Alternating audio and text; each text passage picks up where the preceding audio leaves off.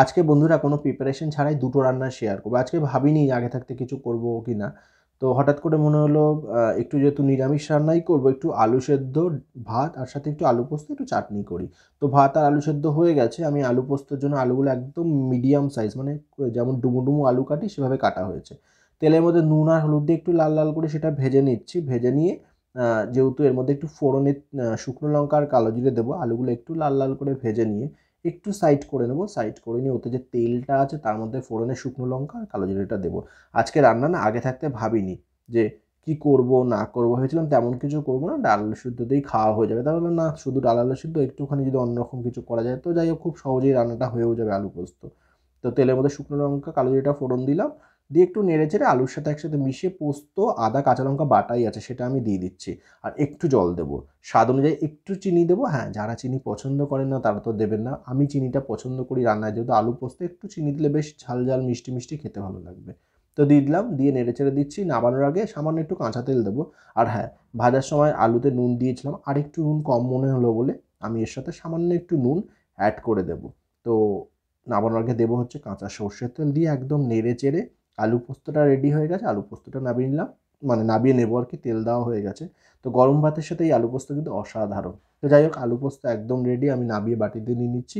আর চাটনি করব, মা বলছিল অনেক দিন ধরে যে একটু চাটনি বানা। তো করব করব করে হচ্ছিল না। আজকে চাটনির জন্য টমেটো, কাজু, কিশমিশ, এখানে কিছুটা পরিমাণে খেজুর, আর এখানে হচ্ছে আমসত্ত্ব, সমস্ত নিয়ে নিলাম একটা বাটির মধ্যে, নিয়ে রেডি করে নিয়েছি। এটা প্লেটে নিয়ে নিলাম আর কি, সমস্ত নিয়ে নিচ্ছি কাজু কিশমিশ যা যা রয়েছে। এবার একটা কড়াই বসিয়ে কম উপকরণে খুব কম সময়, আমি না খুব যতটা সম্ভব তাড়াতাড়ি রান্না করার চেষ্টা করি, যেহেতু খুব তাড়া থাকে, মাকে টাইমলি খেতে দিতে হয় আমাকে। তো একটু তাড়াতাড়ি করে বাজার গেছিলাম, তো একটু দেরি হয়ে গেছে ফিরতে। তো তাড়াতাড়ি এসে রান্না করে নিলাম। একটুখানি ভাজা মশলার মধ্যে জিরে, মৌরি, ধনে, একটা শুকনো লঙ্কা ভেজে নিলাম, এটা গুঁড়ো করে নেব।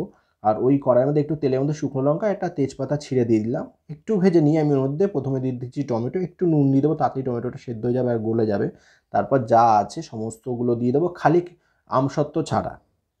কারণ হচ্ছে আমসত্ত্বটা একদম নরম, তো ওটা নামানোর একটু আগে দিলেই হবে, আর খেতে ভীষণ ভালো লাগবে। তো যেই ভাবা সেই কাজ, আমি আমার মতন করে শেয়ার করলাম।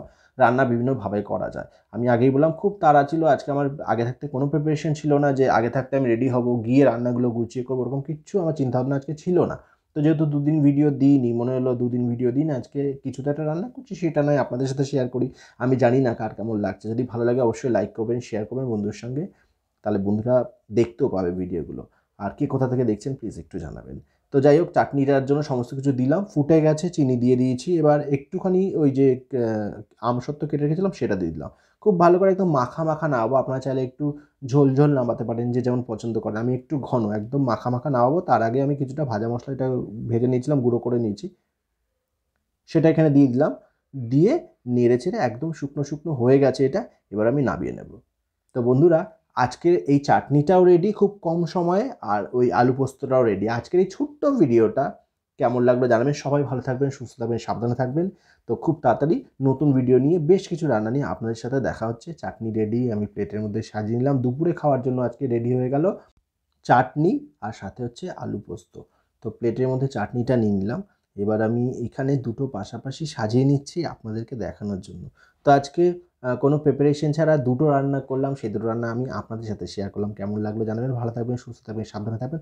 খুব তাড়াতাড়ি দেখা হবে নতুন ভিডিও নিয়ে। আজ কিন্তু এটুকুই, টাটা।